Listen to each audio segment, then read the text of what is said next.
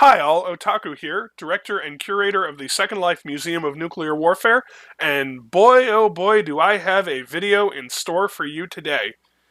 Have you ever wanted to actually take a trip inside Area 51 to actually see color footage of the base as it existed in its early days?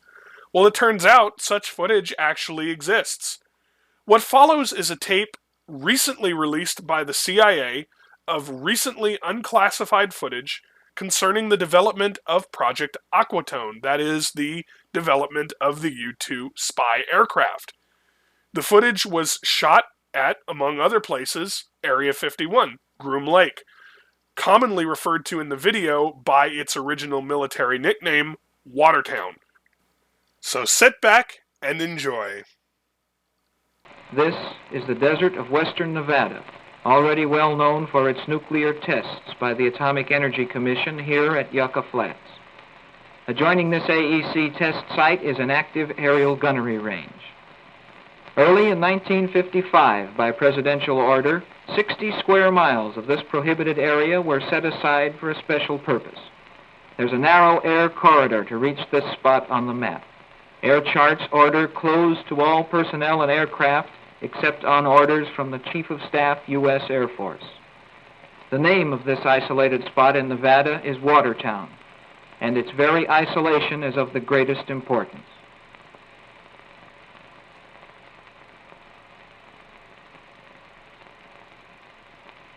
The specialists that come off this transport are hand-picked.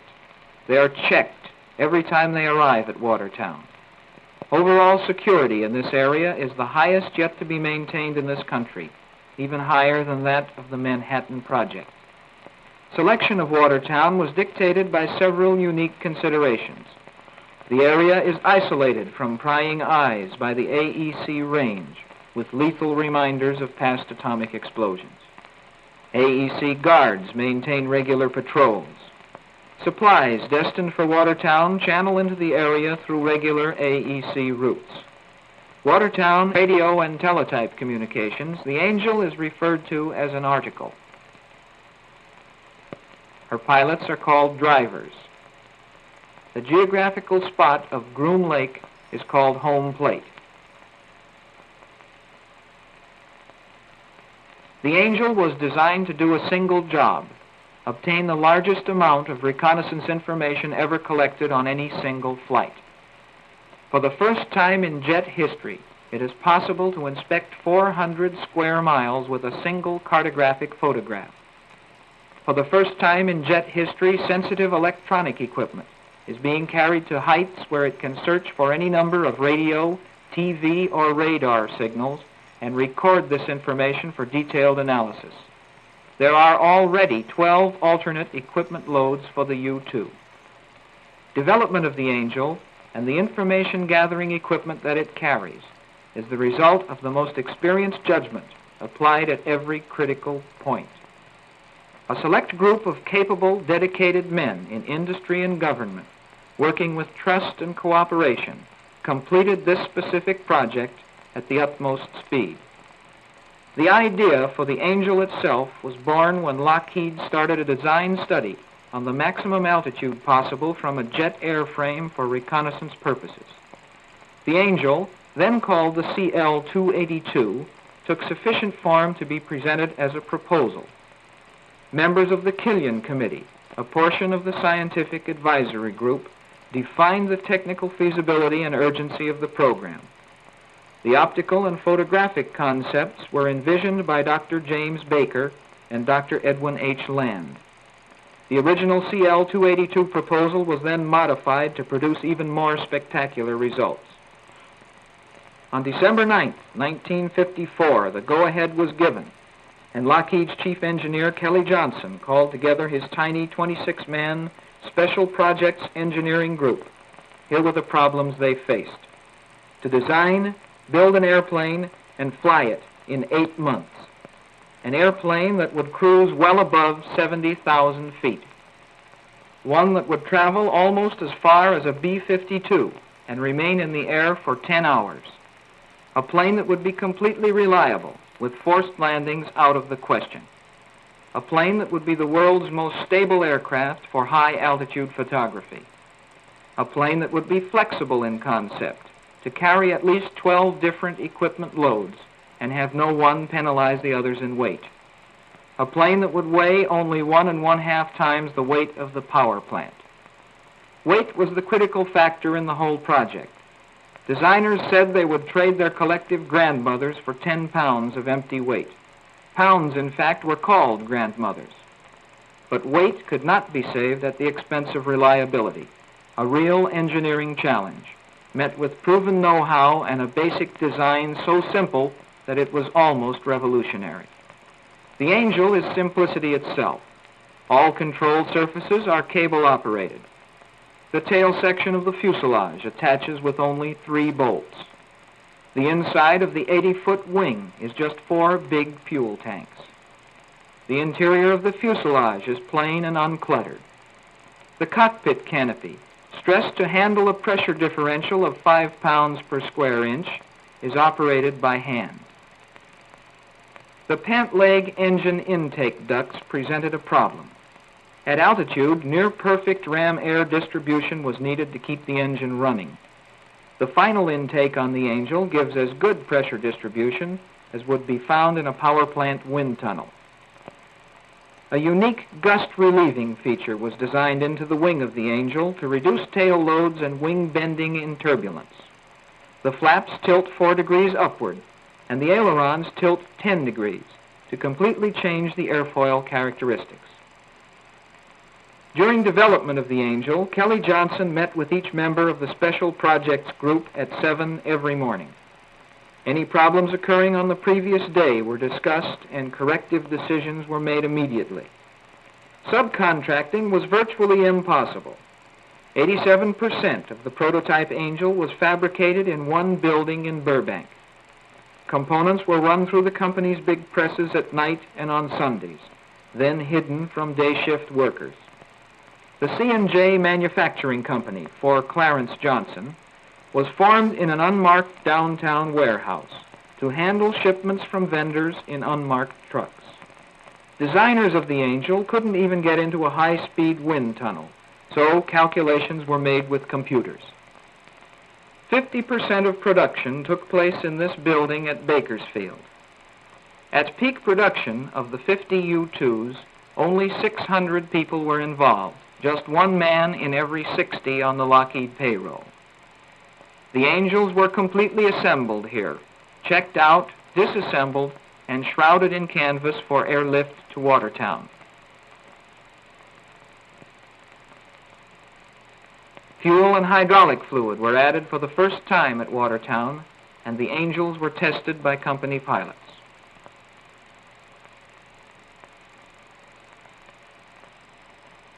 Because of its long, thin wings, the Angel has been referred to as a jet glider. It has the world's most efficient lift-drag ratio for powered aircraft, 25.6 to 1. That's better than many competition sailplanes. From 70,000 feet, the Angel can glide 300 miles without power. The engine for this aircraft was originally the Pratt & Whitney J57-37, a 10,500-pound thrust unit built for the B-52. A later 11,500-pound version, known as the -31, was developed specifically for the Angel. Pratt & Whitney President Jack Horner and Chief Engineer Wright Parkins crammed a normal 3-year engine development program into 12 months. The new engine has a 16-stage compressor with 9 stages in the low range and 7 in the high-pressure chamber. The low-range compressor is driven by a hollow shaft and turns at a lower speed than the high compressors. The Pratt & Whitney engine operates at full power for the duration of the flight. At sea level, this unit gulps nearly 9,000 pounds of fuel per hour. At 70,000 feet, this drops to 700 pounds per hour. At 74,600 feet, the engine will quit from oxygen starvation. In early stages of the program, as many as 6 flameouts occurred on a single flight. With the new fuel system and turbine design of the -31 engine, flameouts have ceased to be a critical problem. An improved ignition system ensures air restarts at high altitudes. In the first 20 months that the Angel flew, logging over 5,000 hours in the air, there were just 2 forced landings away from Watertown. Both planes, equipped with the older Dash 37 engines, landed at Kirkland Air Force Base, Albuquerque, New Mexico. After each development flight, a careful accounting is made of fuel consumption. A special fuel dubbed lighter fluid was developed by Shell Oil Company specifically for the Angel, and the finished product was shipped to Nevada in tank cars labeled LF-1A. This blend will not boil at the low pressures encountered at altitude, yet will still give adequate air starts. It is so involatile that fire seldom follows a mishap. A simple 100-gallon slipper tank has been developed to fit each wing for extremely long flights.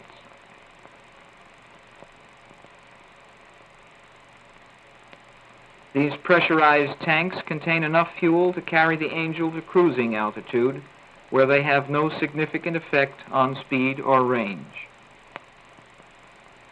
Even after the addition of an external drag chute, 3 times the normal oxygen supply, improved braking, and an autopilot, the final all-up weight was within 10 pounds of the original proposal.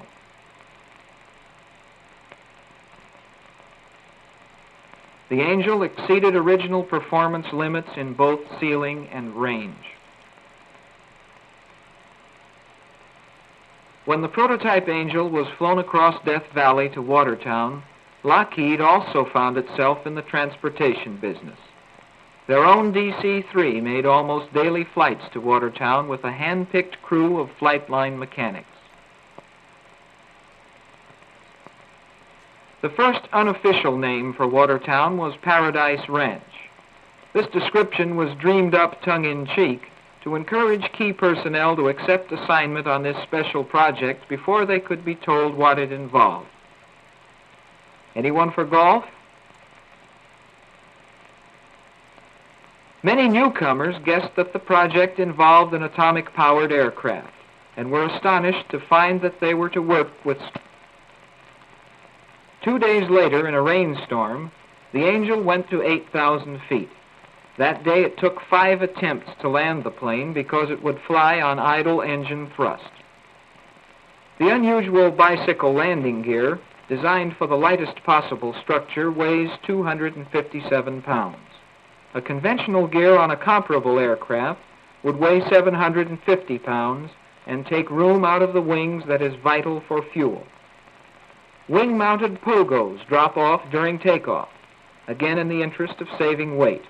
Weight and space that paid off in an extra 1,500 feet of altitude and 100 miles in cruising radius.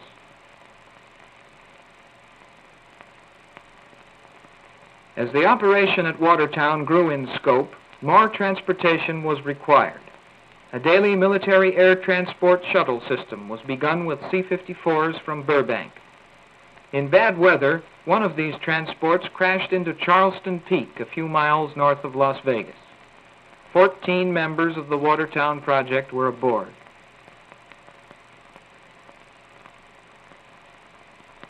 The program has not been without other casualties. One Angel crashed at Watertown. Another disintegrated over an Indian village named Wide Ruin in Arizona. A third, with Lockheed pilot Robert Seeker aboard, disappeared near Watertown. By the time this plane was found, some information about the project at Watertown reached the public, this nearly 3 years after its conception. That dust cloud is an actual crash. Rescue crews rush to the end of the runway where an Angel has landed short.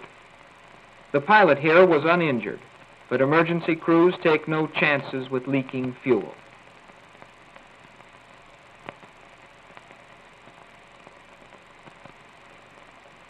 Salvage operations mean that this fallen Angel will soon fly again to rejoin its sister ships already in the air.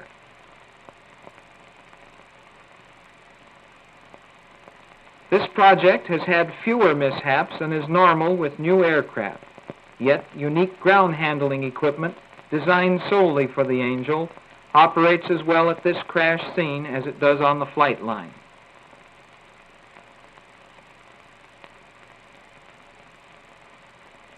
Not all the difficulties at Watertown have come from the Angel herself. Extremes in weather, wind, sand and heat, snow, cloudburst, biting cold, an ever-present headache, but the Angels must be ready for tomorrow's flight. It's almost all work and no play for the temporary desert dwellers at Watertown. Just 72 airline miles distant is Las Vegas. However, none of Watertown's workers can visit these bright lights or refreshing scenery. Security is just that rigid.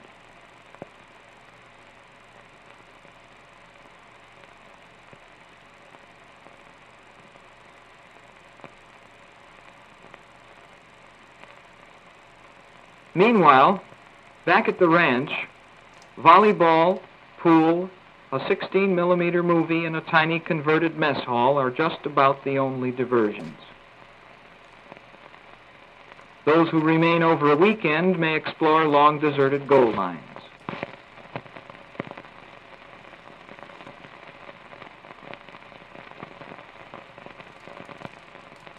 Remnants from another era of rugged desert pioneers.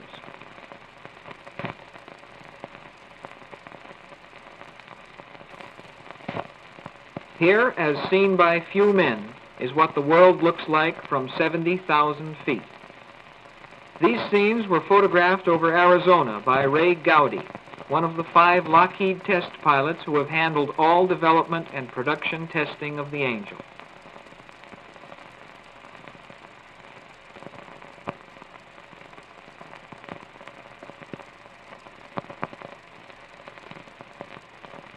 Training of new pilots begins with the T-33 for familiarization flights. The pilot must be able to hold the T-bird inches in the air for the length of the lake, so that he will be able to hold the Angel at the same altitude until its broad wings lose all their lift. This mastered, he graduates to the Angel and transition landings on the dry lake. A chase car and chase plane, both with two-way radio, are used during this phase of training. Seat belts in the chase car are good insurance.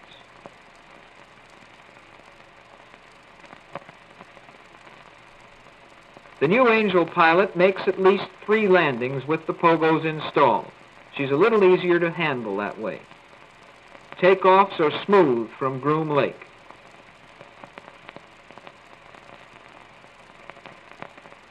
A wide circle as the chase plane plays Follow the Leader.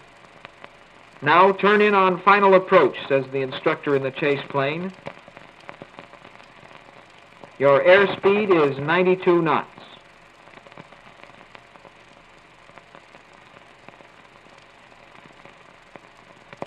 The chase car pulls into line and picks up speed. He's leveling off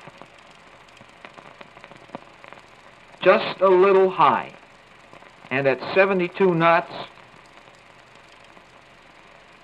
here comes the stall. The best way to land the Angel is in a full stall, just like the old-fashioned airplanes with tail wheels. The broad, dry lake at Watertown makes an ideal location for this type of transition training.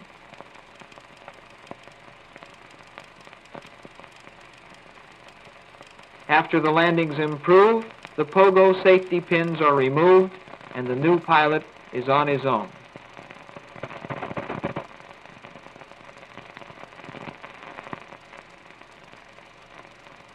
Sometimes the drivers taxi right up to the hangar doors.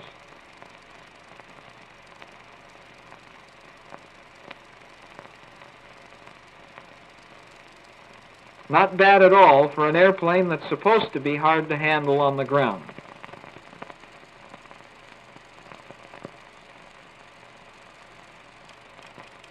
After a number of day flights, the new Angel pilots are ready for night transition and long cross-country flights.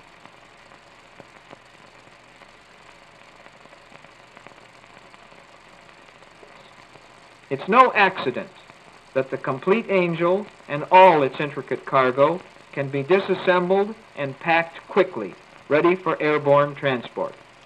Everything about the Angel can go aboard a cargo plane. Cameras in their dog houses, engines, lab equipment and supply,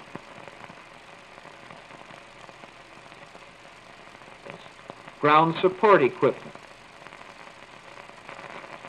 and of course the Angel, the result of foresight and planning, engineering, precise and rapid manufacture. That's it, what it is and what it can do. A vital chapter in modern American achievement. From the desert wastelands of Watertown, it's but a matter of hours to anywhere in the world where reconnaissance might be desired. The most important airplane, the most important cargo in the air today is in this single package, the inquisitive Angel.